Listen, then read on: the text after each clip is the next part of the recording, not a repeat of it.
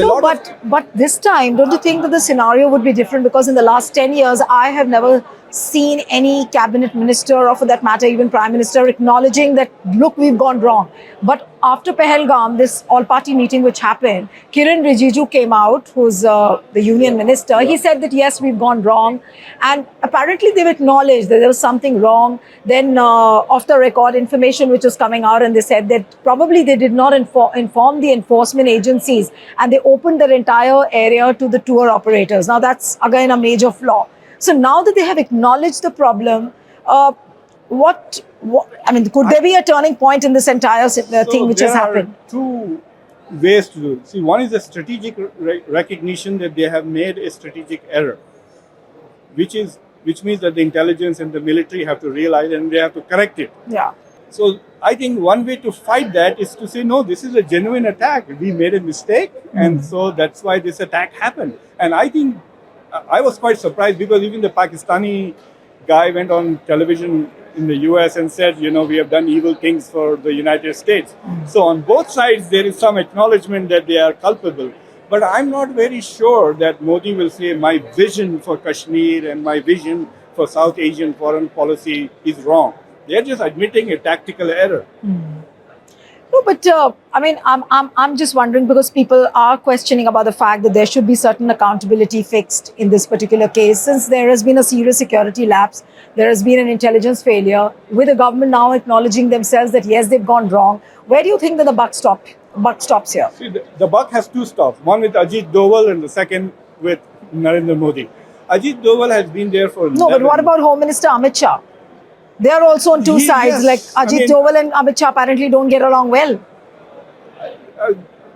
There are also those people who say that Ajit Doval and Amit Shah work together better, because on the Canada and the US fiasco, when the US was saying we need high-level accountability for what happened, they were talking about Ajit Doval and Amit Shah.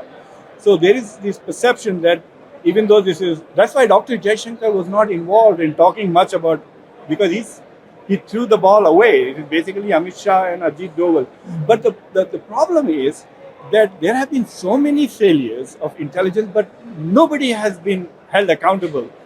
Bangladesh was a disaster. There should have been a parliamentary inquiry on how come we didn't know this. Sheikh Hasina. Yeah. When 9/11 happened in the United States, we created new departments. We created this new position which Tulsi Gabbard has, Director of National Intelligence, was created after 9/11. We created the DHS, was not there before it. So we created this to make sure that 9/11 does not happen again. So there was, India lost a client state, Bangladesh, basically, and there was no inquiry, no discussion. And one of the problems is that the mainstream media does not ask serious questions. That particular moment, आप आम काट के खाते हैं या चूस के खाते हैं, is a metaphor for the mainstream media. The kind of questions I am asking you, don't you think that there are at least 1,000 professors in New Delhi and former military, former diplomats who can ask these same questions, but they're not? No, but that's happening because there's so much of fear that, what the government would do to you or to me or to journalists or even the activists. They will lose their pensions. Yes. So, but the point now is that after Pahalgam, do you see this terror attack as some kind of a turning point when it comes to the strategic planning of the government, when it comes to foreign policy planning? Do you think that the government will be open to some kind of a change? I think it's a very tricky situation for Modi, because he has a very narrow path to Because victory. he politically seems to be losing more with that. He has a very narrow path to success, and that could be using proxies inside Pakistan to kill some few senior leaders of known Lashkar-e-Taiba type of groups. Right. If they kill 5 or 6 people, then Modi can say, "Ghar mein ghus ke maar diya," right? And that's all he needs to say. And then there are lots of people like Arnab Goswami who will fill in the blanks for the public, right? But the thing is, if he doesn't do that, then he has a problem that public's expectations are not being solved, but there are genuine policy failures. This is a serious failure. It could happen again next month. Why next month? It could happen tomorrow, because those guys haven't been caught. Agar wo fir wapis aa gaye, to Or you could even lose soldiers, God forbid, while getting them. Imagine you have a colonel or a major who is shot trying to capture them. So this problem has not gone away. So they have to rethink their strategy, and in order to rethink, they'll have to acknowledge that what they were doing was not enough or not correct. So politically, which means that it's a real risky game which now Modi has to play. If he has to plan properly with Pakistan, with Bangladesh, with China. So so would you see this terror attack in Pahalgam as a real turning point coming in the way of Modi now? You know, the one thing that I really want to know is, I wish I could find out what Mohan Bhagwat is thinking. Is this a thing that could lead to RSS force Narendra Modi to retire at 75? He's already 74 now, right? One more year to go.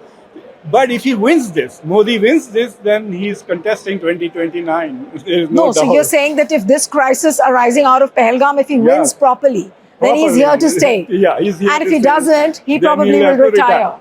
Then RSS will force him to retire. No, but I haven't heard any person so far, if I have not missed it, that I haven't heard anybody from RSS speaking on this. Not on record. No, but RSS still is observing the centenary celebrations this year. So do you think that they will take that kind of a risk The problem is that capsize the boat? because there are so many problems in the world right now. There is the economic situation internationally. There is this three-front situation with Bangladesh. So Modi is probably telling RSS, do you think there's anybody else who can handle this? So RSS has no answer to that. But if he fails with, Pahalgam, then they say, well, you are also failing, so what's the point? Let's give a young man a chance. Yeah. I don't know who the young man is. Gadkari, or I don't know who they have in their mind. But for the last 2 years, Mohan Bhagwat has many times criticized Modi directly or indirectly, suggesting that they need a change in style, if not in policy. Right. One last question before I wind up this interview, because back in America, you're dealing with the American citizens, how they look at Modi. You're dealing with a lot of academicians. They talk about Modi's policy decisions. And the kind of frenzy and the kind of euphoria which BJP tries to create, that look, we are the ones who are being looked upon. Modi is such a god figure over there. How do Americans really view Modi? In your circles, in your academic circles, in your American YouTubers, how do they treat Modi? So if you take out the elite newspapers, Washington Post and New York Times, nobody talks about Modi. It's all China, Xi Jinping, China, Xi Jinping. And nothing else. No chatter about India, nothing at all since Trump has become president. No, but recently when he went to America, was there a chatter on that? No, not much at all. Just go and look at the top blogs. So, for example, Joe Rogan is the biggest blogger, right? Yeah. Trump went there, Kamala Harris did not go. They said that's one big read. He has like 57 million hits with Trump. Has he ever invited Modi? So all the big bloggers in the US, in India are getting him, but not the. It's like two different planets. The way India projects America's and Trump's relation. But talking about Trump, he did post a statement on his social Truth Social, which is kind of stupid. He says that India and Pakistan have been fighting for 500 years.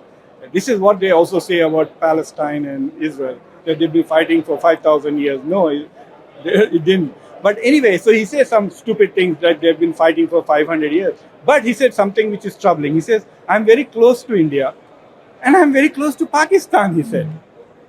Taken a diplomatic stand. No, but the fact that he's saying I'm very close to Pakistan, which means he is not interested in taking sides. True. That's right. So that is a challenge for Dr. Jaishankar, that diplomatically, because the fact that the post is stupid tells you that no one wrote it, Trump wrote it himself. Yeah. And so if Trump thinks that he's close to Pakistan, then he's not going to let India get away with whatever it wants with Pakistan. Absolutely. And Thanks, remember one more thing. Trump gave $400 million to Pakistan just recently. And in fact, that reminds me, and before I wind up, what's going to be Trump's reaction? Now, supposing if Pakistan tries to garner support, they've already suspended the Simla Accord. How do you think America or Trump is going to react to this? So if India projects this as radical Islam, terrorism, then India is going to get a lot of sympathy and support, but not like action support, but they will support India, which you saw from the statement. So every country, China, even China condemned it because China is also having problems with terrorism. But if India tries to drop the Islamic radical and just say Pakistan, then it becomes difficult. That is the difficult thing diplomatically. But if they just post it as Islamic radicalism is threatening us, then Trump will say, of course. And if you look at Tulsi Gabbard's statement, she also said that, but she did not say Pakistan herself, right? So nobody has actually come out and condemned Pakistan. They are just condemning terrorist groups. But what India wants is to isolate Pakistan, to get it labeled as a terrorist sponsorship, and get the international community to punish Pakistan, right? Because they want to change its behavior. That's an interesting take you've given. It was wonderful having you on the program. And so lots to watch out as to what India will do next on the Pahalgam terror attack. But as Dr. Khan has just explained, that Modi seems to have got trapped, and not trapped only by Pakistan, but he's caught in a bind as far as other countries are concerned, like Bangladesh, China, Pakistan. How is that going to become a turning point? What will India do next? Lots of answers we need at this point of time. And the best part of it is rather than 10,000 miles apart, we are just 10 inches apart. Yes, and I must share this with the viewers that Dr. Khan was someone I've been just wanting to meet, and in Hyderabad we got this opportunity, so I thought make the most out of it. And so thank you so much. You're welcome. And thank you very much.